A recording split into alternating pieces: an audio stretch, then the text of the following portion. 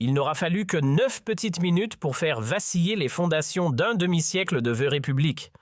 9 minutes fatales qui ont précipité l'effondrement d'un mythe politique, réduisant en poussière l'aura de Nicolas Sarkozy.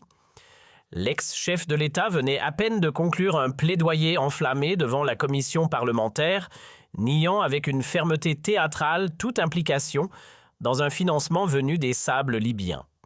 Les yeux rivés sur Sébastien Lecornu, il arborait ce regard tranquille de l'homme rompu aux tempêtes, persuadé que comme tant de fois auparavant, sa verve affûtée et son art du verbe suffiraient à le hisser hors du naufrage judiciaire. Mais alors le Premier ministre français s'est levé et a révélé des documents qui ont paralysé toute l'Assemblée nationale. Ce n'était pas un simple débat sur d'anciennes accusations. C'était le moment où un homme de 39 ans a détruit en quelques minutes la réputation d'un ancien président de la République. Pour comprendre l'ampleur du séisme qui allait secouer le Palais Bourbon ce jour de janvier 2026, il faut remonter près de 20 ans en arrière lorsque Nicolas Sarkozy préparait son accession au pouvoir suprême. L'histoire commence dans les palais dorés de Tripoli où le colonel Mouammar Kadhafi régnait en dictateur fantasque sur la Libye et ses immenses réserves pétrolières.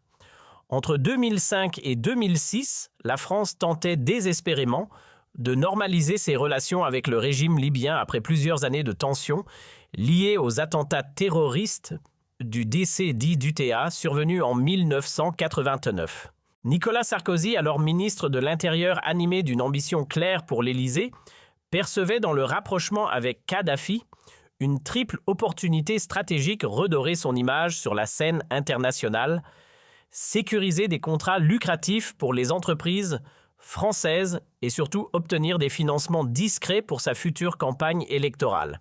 C'est dans ce contexte trouble qu'apparaît Ziad Takieddine, homme d'affaires franco-libanais, au parcours sulfureux spécialiste des ventes d'armes et des opérations d'intermédiation entre régimes autoritaires et responsables politiques occidentaux. Takieddine entretenait depuis les années 1990 des relations privilégiées avec le régime libyen, jouant régulièrement le rôle d'intermédiaire dans des transactions douteuses impliquant des commissions occultes. Né à Beyrouth en 1950, Takieddine avait construit sa fortune dans le commerce international d'armement secteur, opaque par excellence, où se mêlent intérêts d'État, profits privés et corruption systémique. Son carnet d'adresses c'était impressionnant, généraux africains princesses, du Golfe ministres européens, dictateurs moyen-orientaux.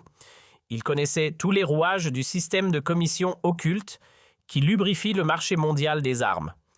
Sa spécialité était de servir d'intermédiaire dans les grands contrats d'armement entre la France et les pays autoritaires. Il touchait des commissions substantielles sur chaque transaction, généralement entre 3% et 8% du montant total des contrats. Ces commissions officiellement présentées comme des frais de conseil ou de mise en relation servaient en réalité souvent à corrompre des décideurs politiques français et étrangers.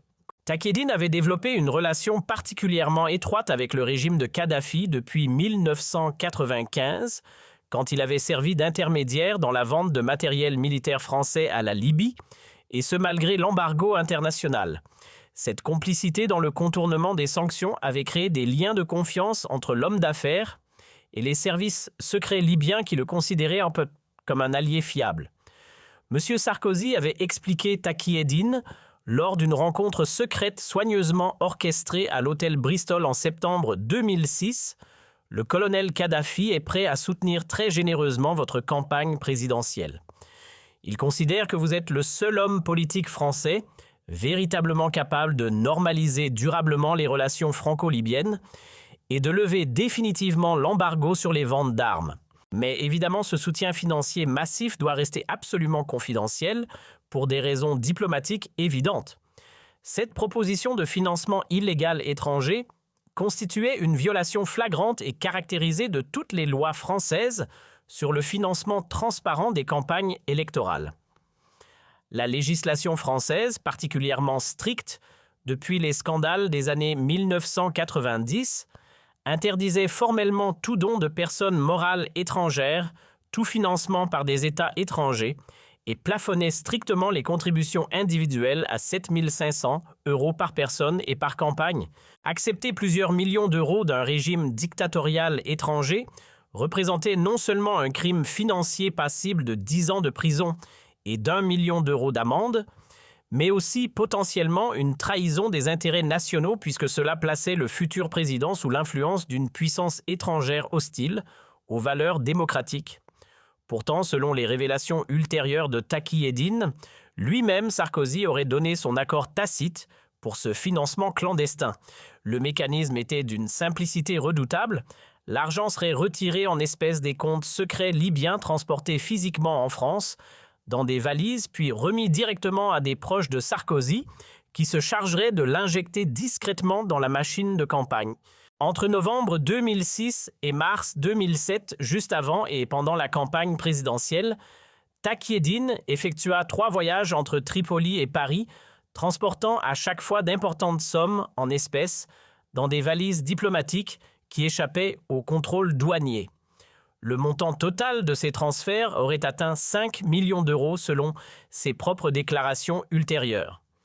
Une somme colossale représentant près de 25% du budget officiel de campagne de Sarkozy. En 2007, Nicolas Sarkozy remporte l'élection présidentielle avec 6% d'avance sur Ségolène Royal. Sa victoire est célébrée au Fouquet's dans une ambiance de fête somptueuse qui choquera l'opinion publique.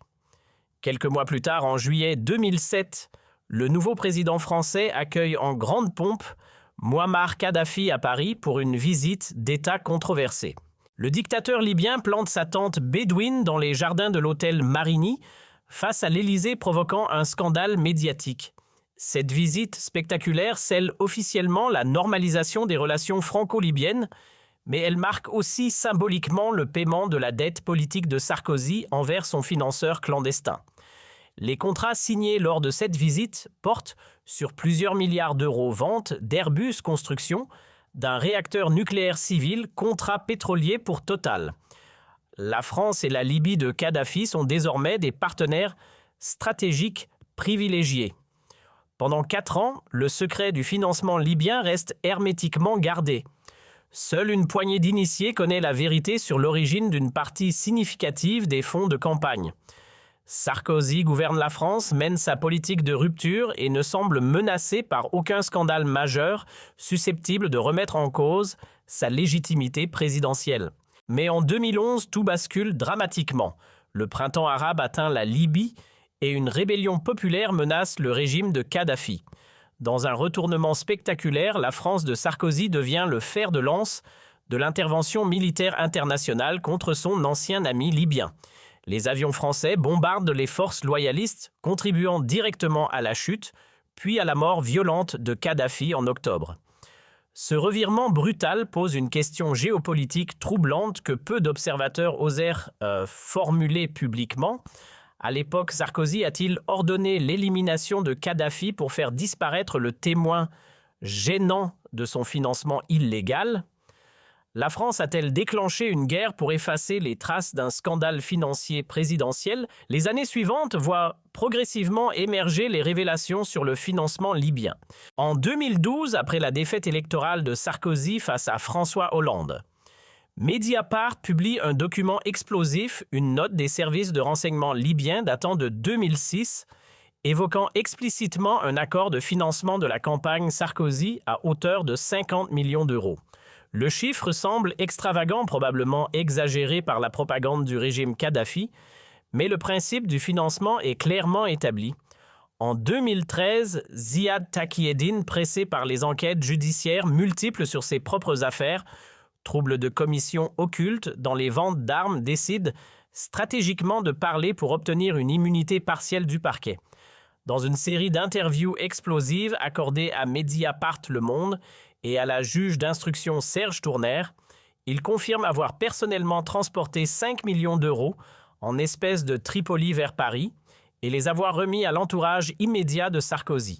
Ces déclarations circonstanciées, d'abord accueillies avec un scepticisme prudent par l'opinion publique habituée aux affabulations des intermédiaires véreux, déclenchent néanmoins l'ouverture d'une information judiciaire formelle pour corruption passive d'une personne dépositaire de l'autorité publique, financement illégal de campagne électorale par une puissance étrangère, recel de détournement de fonds publics étrangers et blanchiment en bande organisée. Le juge Tournaire, magistrat chevronné spécialisé dans les affaires de corruption internationale depuis l'affaire Elf des années 1990, constitue méthodiquement un dossier d'instruction monumental. Il auditionne 100 témoins sur une période de 7 ans, fait expertiser 23 000 documents saisis lors de perquisitions en France et à l'étranger commissionne des enquêtes bancaires internationales dans 12 juridictions différentes et tente désespérément de retrouver les traces matérielles de l'argent liquide libyen dans les circuits financiers français.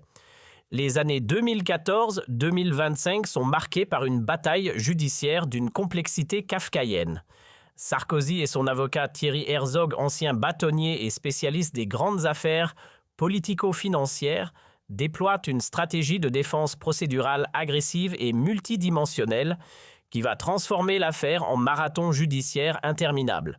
Premier axe de défense, discréditer systématiquement Taki Eddine en le présentant comme un affabulateur mythomane véreux, cherchant à négocier une immunité judiciaire en échange de fausses accusations contre Sarkozy.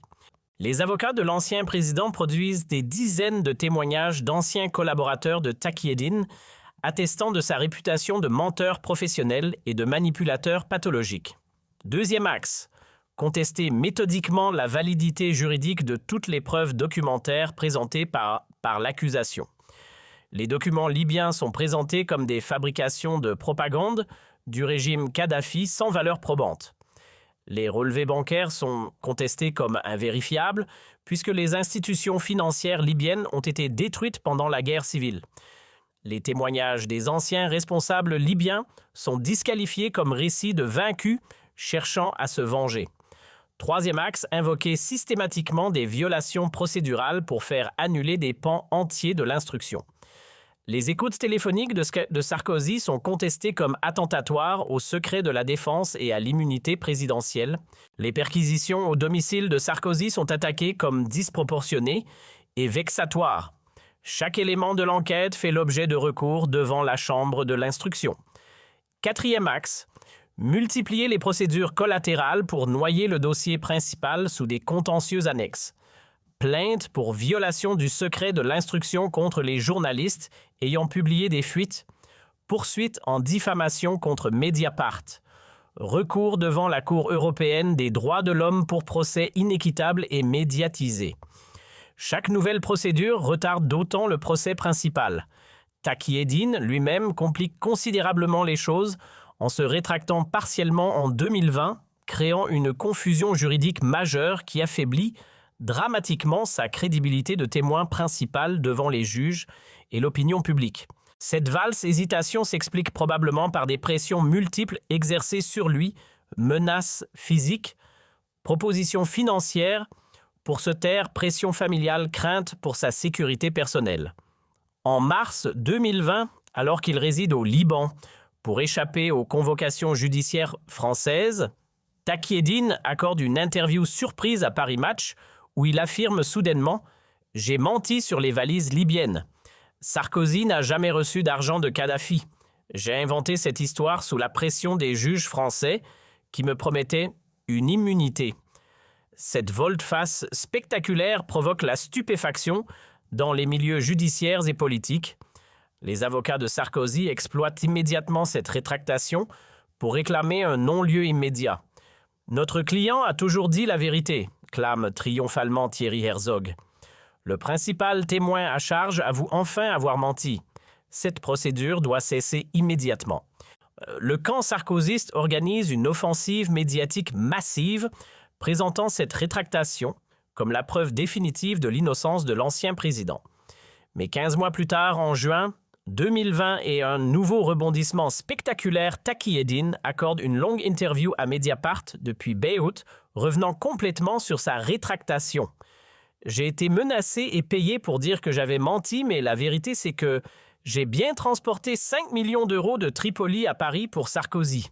Je le maintiens et je suis prêt à témoigner à nouveau devant les juges. Cette nouvelle volte-face relance l'instruction dans une confusion totale. Les magistrats instructeurs sont confrontés à un témoin dont les déclarations successives contradictoires rendent pratiquement impossible toute mise en accusation solide. Comment présenter devant une cour d'assises un témoin qui a alternativement affirmé, nié puis réaffirmé les mêmes faits? La crédibilité de l'accusation est gravement compromise. Les juges d'instruction Serge Tournaire et Aude Bourrécy, malgré leur détermination et leur professionnalisme reconnu, peinent tragiquement à rassembler des preuves matérielles définitives et juridiquement incontestables. L'argent liquide ne laisse par nature aucune trace bancaire électronique exploitable. Les témoins clés de première main sont pour la plupart morts pendant la guerre civile de 2011 ou ont disparu dans le chaos qui a suivi. Les documents officiels du régime Kadhafi ont souvent été détruits, volés ou dispersés lors du pillage systématique des archives gouvernementales pendant la chute du régime. Le colonel Abdallah Senoussi, chef des services secrets libyens et beau-frère de Kadhafi, aurait été un témoin capital puisqu'il supervisait personnellement toutes les opérations de financement clandestin à l'étranger. Mais ce Senoussi a été capturé en Mauritanie en 2012, extradé en Libye, jugé et condamné à mort par contumace, avant d'être mystérieusement libéré en 2019. Quand les enquêteurs français ont tenté de l'interroger, il a catégoriquement refusé de coopérer, invoquant le risque de représailles contre sa famille encore en Libye. Bachir Saleh, directeur de cabinet de Kadhafi et gestionnaire présumé des fonds secrets du régime, aurait également été crucial pour corroborer les accusations. Mais Saleh a fui la Libye en 2011 avec plusieurs centaines de millions de dollars et vit désormais dans un pays du Golfe qui refuse toute coopération judiciaire avec la France. Malgré une commission rogatoire internationale, il n'a jamais pu être interrogé formellement par les autorités françaises. Les archives bancaires libyennes qui auraient pu prouver définitivement les retraits massifs d'espèces évoqués par Taqi Eddine ont été en grande partie détruites pendant les bombardements de 2011 ou rendues inaccessibles par l'effondrement des institutions financières libyennes. Les quelques documents bancaires récupérés par les enquêteurs sont incomplets, partiellement illisibles, et leur authenticité est systématiquement contestée par la défense de Sarkozy. En décembre 2025, après 13 ans d'enquêtes laborieuses, de procédures interminables et de rebondissements médiatiques incessants, la Chambre de l'instruction de la Cour d'appel de Paris prononce finalement un non-lieu partiel hautement controversé pour insuffisance de charges caractérisées dans le dossier du financement libyen.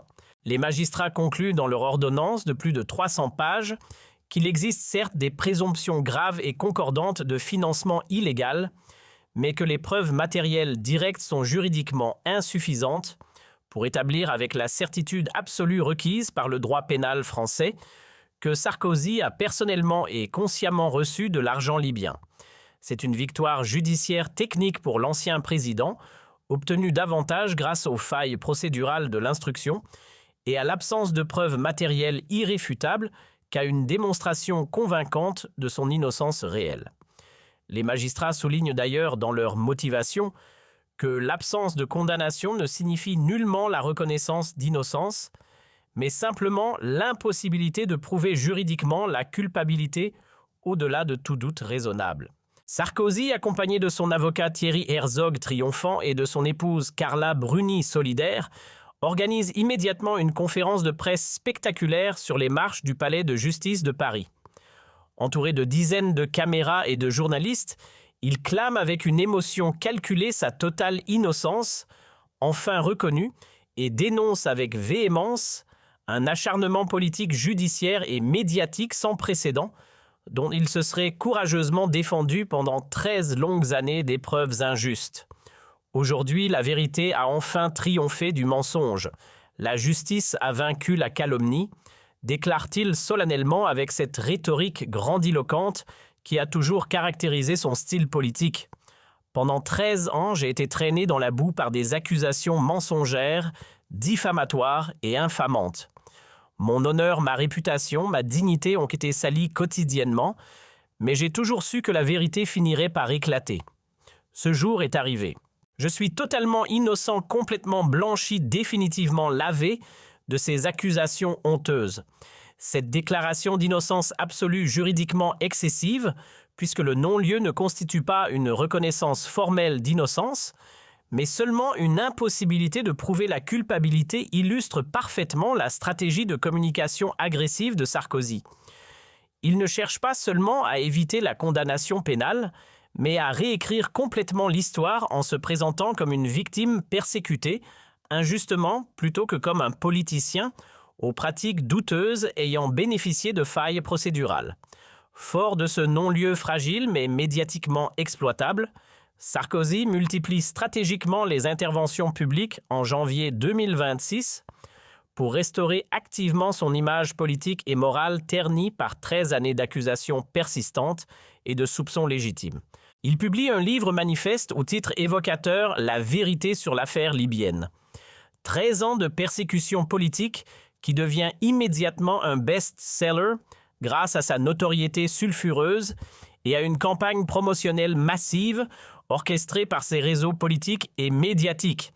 Il accorde des interviews fleuves à tous les grands médias français, 2 heures face à Jean-Pierre Elkabbach sur CNews, une soirée spéciale sur TF1, avec Gilles Boulot, un entretien approfondi dans le Figaro Magazine étalé sur 12 pages, une longue conversation avec Laurent Ruquier dans On n'est pas couché sur France 2.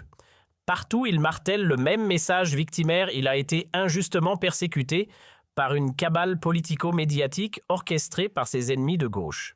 Cette stratégie offensive de communication vise à reprendre le contrôle du narratif avant les élections législatives de 2027, où les Républicains espèrent reconquérir le pouvoir. Sarkozy, bien qu'officiellement retiré de la vie politique active, reste une figure tutélaire de la droite française dont le soutien ou l'opposition peut faire ou défaire des carrières politiques. Et cette offensive médiatique et politique soigneusement orchestrée va se transformer en un piège fatal absolument dévastateur.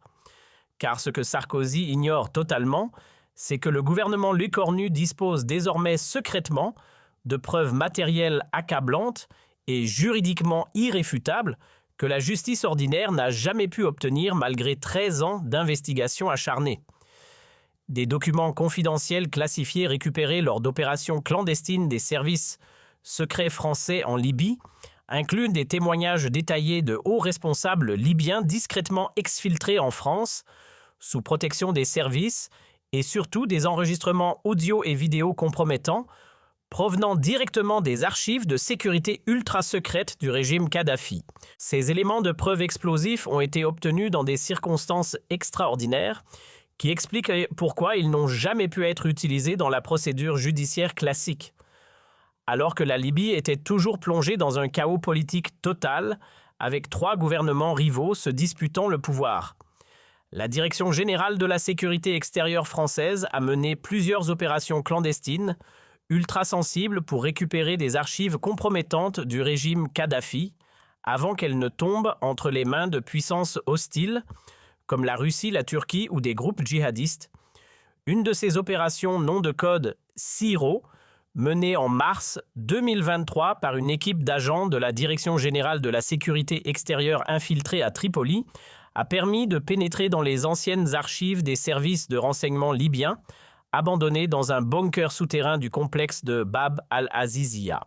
L'ancien palais présidentiel de Kadhafi, partiellement détruit en 2000, contenait dans des coffres-forts militaires enterrés à 8 mètres de profondeur et miraculeusement préservé des pillages des centaines de documents ultra-confidentiels, de bandes magnétiques audio et de disques durs contenant les enregistrements systématiques des conversations entre responsables libyens et intermédiaires étrangers. Le régime de Kadhafi paranoïaque et obsédé par le contrôle absolu comme tous les régimes dictatoriaux avait méthodiquement enregistré et archivé toutes les transactions sensibles avec l'étranger, y compris évidemment les financements politiques clandestins. C'était une pratique systématique de compromat et preuves compromettantes sur tous les dirigeants étrangers corrompus pour pouvoir les faire chanter ultérieurement si nécessaire.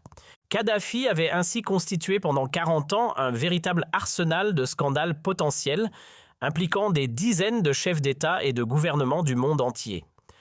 Parmi ces archives extraordinaires figuraient plusieurs dossiers spécifiquement consacrés à l'opération NS Vonil Lan 7, nom de code libyen pour le financement de la campagne présidentielle de Nicolas Sarkozy. Ces dossiers constituaient de 3 à 47 pages de documents administratifs, notes manuscrites, ordres de virement, rapports de renseignement et comptes rendus de réunions détaillant précisément toute la mécanique du financement illégal, montant, date intermédiaire, circuit financier, destinataire. Le 15 janvier 2026, l'Assemblée nationale accepte la demande de Sarkozy de créer une commission d'enquête parlementaire sur les allégations de financement libyen. L'ancien président, convaincu de pouvoir utiliser cette tribune pour clamer définitivement son innocence, accepte de venir témoigner le 20 janvier. Ce qu'il ne sait pas, c'est que Sébastien Lecornu a décidé d'utiliser cette audition pour révéler publiquement toutes les preuves secrètes accumulées par les services de renseignement français. Le Premier ministre a obtenu l'accord d'Emmanuel Macron pour crever l'abcès de l'affaire libyenne une fois pour toutes, quelles qu'en soient les conséquences politiques. Le 22 janvier 2026, à 15 heures précises, dans l'hémicycle bondé de l'Assemblée nationale, Nicolas Sarkozy fait son entrée sous les flashs des photographes et les caméras de télévision. À 61 ans, l'ancien président a conservé son énergie et sa combativité légendaire. Vêtu d'un costume sombre impeccable, il incarne toujours cette figure du pouvoir qu'il a si longtemps exercée. Mesdames et messieurs les députés, commence-t-il avec cette assurance qui a fait sa marque politique, je suis venu ici volontairement pour dire une fois pour toutes la vérité sur ce qu'on appelle l'affaire libyenne. La vérité, c'est que je n'ai jamais reçu un centime de M. Kadhafi ou de son régime. Toutes ces accusations sont des mensonges, des manipulations, des calomnies. Son intervention dure 25 minutes. C'est un festival de rhétorique sarkozyste classique, affirmations péremptoires, indignation morale, attaques contre les médias et les juges, appel à la raison et au sens des responsabilités. Il présente Taqiyédine comme un délinquant notoire qui a menti pour obtenir une immunité judiciaire, qualifie les documents libyens de faux grossiers fabriqués par les services de Kadhafi et se pose en victime d'un complot politico-médiatique orchestré par ses adversaires. « J'ai été président de la République française », conclut-il avec emphase. J'ai servi mon pays avec honneur et dignité. Je ne laisserai personne salir mon nom et mon héritage sur la base de mensonges et de fabrication. La vérité finit toujours par triompher et aujourd'hui, la vérité triomphe. Je suis innocent. Les applaudissements nourris des députés. Les républicains résonnent dans l'hémicycle. Sarkozy semble avoir marqué des points décisifs. Les commentateurs politiques présents pensent déjà à leur analyse sur la réhabilitation médiatique de Sarkozy. C'est alors que Sébastien Lecornu, Premier ministre, demande la parole en tant que membre de droit de la commission d'enquête. Le président de la commission, surpris par cette intervention inhabituelle du chef du gouvernement, ne peut refuser. Un silence pesant s'installe dans l'hémicycle. Lecornu se lève lentement, s'approche du pupitre avec une serviette en cuir noir et fixe Sarkozy droit dans les yeux avant de prononcer les mots qui vont tout faire basculer. « Ah, monsieur l'ancien président !» commence-t-il d'une voix glaciale. « Je vous remercie pour cette démonstration éloquente de ce que l'on pourrait appeler l'art du déni. Malheureusement, pour vous, la vérité que vous invoquez si souvent va justement être établie aujourd'hui, et elle est accablante. L'attaque est frontale et brutale. Sarkozy, visiblement surpris par le ton, se redresse sur son siège. Les députés retiennent leur souffle. Vous affirmez n'avoir jamais reçu d'argent libyen, poursuit Lecornu en ouvrant sa serviette. Permettez-moi de vous présenter le document Wilson 6 ou 147, récupéré par la Direction générale de la sécurité extérieure dans les archives du régime Kadhafi. Il s'agit d'un ordre de virement signé par Bachir Saleh, directeur de cabinet de Kadhafi, autorisant le retrait de 5 millions d'euros en espèces des comptes secrets libyens pour le financement de la campagne NS. Monsieur Sarkozy, ce sont vos initiales. Le choc dans l'hémicycle est immédiat. Les caméras zooment sur Sarkozy dont le visage blêmit. Lecornu continue implacablement. Vous prétendez que Taqiyédine a menti.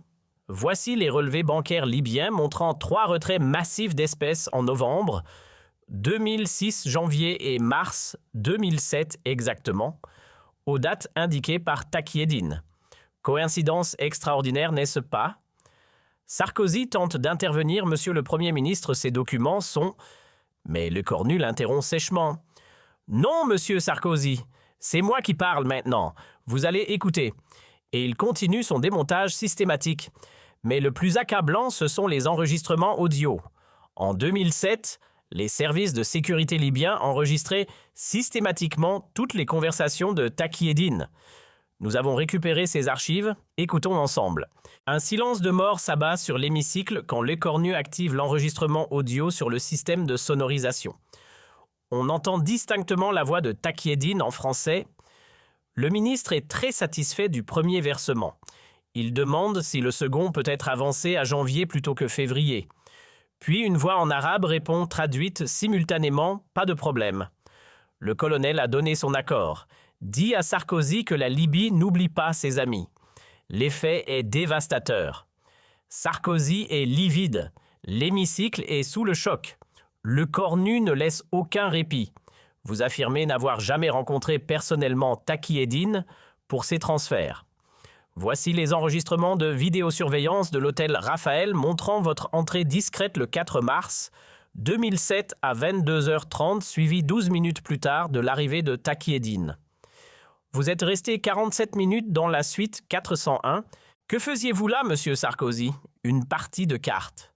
Chaque révélation est un coup de marteau. Sarkozy essaie de maintenir une contenance, mais sa déstabilisation est évidente. Les députés... Les Républicains sont pétrifiés, mais parlons aussi de Claude Guéant, votre homme de confiance, poursuit Lecornu. En avril 2008, juste après votre élection, M. Guéant a ouvert un compte bancaire aux Seychelles, où ont été versés 500 000 € en espèces. Origine inexpliquée à ce jour. Pensez-vous vraiment que nous soyons assez naïfs pour croire que cela n'a aucun rapport avec les valises libyennes? Cette révélation sur Guéant, encore plus explosive que les précédentes, provoque un tumulte dans l'hémicycle. Lecornu attend que le calme revienne pour porter l'estocade finale. Et puis il y a la question la plus terrible. Monsieur Sarkozy, en 2011, vous avez ordonné l'intervention militaire en Libye qui a conduit à la mort de Kadhafi. Plusieurs témoins libyens que nous avons exfiltrés affirment que dans les derniers mois de sa vie, Kadhafi menaçait de révéler publiquement le financement de votre campagne si la France ne cessait pas de soutenir les rebelles. Quelques semaines plus tard, il était mort dans des circonstances troubles. Avez-vous fait tuer Kadhafi pour qu'il ne parle jamais, Monsieur Sarkozy? Cette accusation de meurtre politique déclenche un chaos total dans l'Assemblée. Sarkozy se lève rouge de colère. C'est scandaleux, c'est une mise en scène. Je refuse. Mais Lecornu ne lui laisse pas finir. Ce qui est scandaleux, Monsieur Sarkozy, c'est qu'un président de la République a vendu la politique étrangère de la France à un dictateur pour financer sa campagne. Ce qui est scandaleux, c'est que vous ayez menti pendant 20 ans. Ce qui est scandaleux, c'est que vous soyez ici aujourd'hui à nous prendre encore pour des imbéciles. Et puis vient la conclusion qui restera dans l'histoire, Monsieur Nicolas Sarkozy, au nom du peuple français, que vous avez trahi. Je demande au procureur de la République d'engager immédiatement des poursuites pour haute trahison, corruption aggravée et complicité d'assassinat. Votre immunité d'ancien président ne vous protégera plus. La vérité a enfin triomphé. Mais ce n'est pas votre vérité. L'explosion qui suivit fut immédiate. Sarkozy quitta précipitamment l'hémicycle sous les huées d'une partie des députés. Les caméras de télévision capturèrent son visage défait, son monde s'effondrant sous ses yeux. Pour la première fois de sa carrière, le grand rhéteur était sans voix. Le lendemain, tous les journaux titraient « La chute de Sarkozy, l'affaire libyenne, les preuves accablantes, le Cornu détruit l'héritage Sarkozy ». Le Monde publia les documents présentés en commission. Mediapart analysa les enregistrements audio. Libération révéla des témoignages complémentaires de Libyens exfiltrés. Les jours suivants, d'autres révélations émergèrent. Des anciens collaborateurs de Sarkozy commencèrent à parler. Le parti Les Républicains se déchira entre ceux qui défendaient encore l'ancien président et ceux qui prenaient leur distance. Claude Guéant fut placé en garde à vue. Thierry Herzog, l'avocat de Sarkozy, était lui-même menacé de poursuites pour obstruction à la justice. 3 mois après cette confrontation historique, les conséquences géopolitiques et judiciaires étaient majeures. Le procureur de la République ouvrait une information judiciaire pour haute trahison. la procédure la plus grave pouvant viser un ancien chef d'État. Sarkozy était placé sous contrôle judiciaire strict avec interdiction de quitter le territoire et obligation de pointage hebdomadaire. Plus important encore, l'affaire détruisait définitivement l'héritage politique de Nicolas Sarkozy. L'homme qui avait rêvé de passer à l'histoire comme un grand réformateur entrait finalement dans les livres comme le président corrompu qui avait vendu la politique étrangère française à un dictateur. Le fait est que le Cornu a libéré la vérité sur une des plus grandes corruptions de l'histoire républicaine française, analysa l'historien Patrick Whale. Pendant 20 ans, Sarkozy a réussi à échapper à la justice. Il a fallu le courage d'un Premier ministre pour dire enfin publiquement ce que tout le monde murmurait. Quant à Le Cornu lui-même, il était devenu un héros pour tous ceux qui attendaient depuis des années que la vérité éclate sur l'affaire libyenne. Son intervention du 22 janvier 2026 était étudiée dans toutes les facultés de droit, comme un modèle de courage politique et de rigueur dans l'établissement des faits. L'histoire retiendra que ce jour de janvier 2026, dans l'enceinte de l'Assemblée nationale, un homme de 39 ans avait infligé une défaite morale et judiciaire définitive à l'un des présidents les plus controversés de la Ve République. Et que par cette victoire de la vérité sur le mensonge, il avait restauré une part de la confiance des Français dans leurs institutions.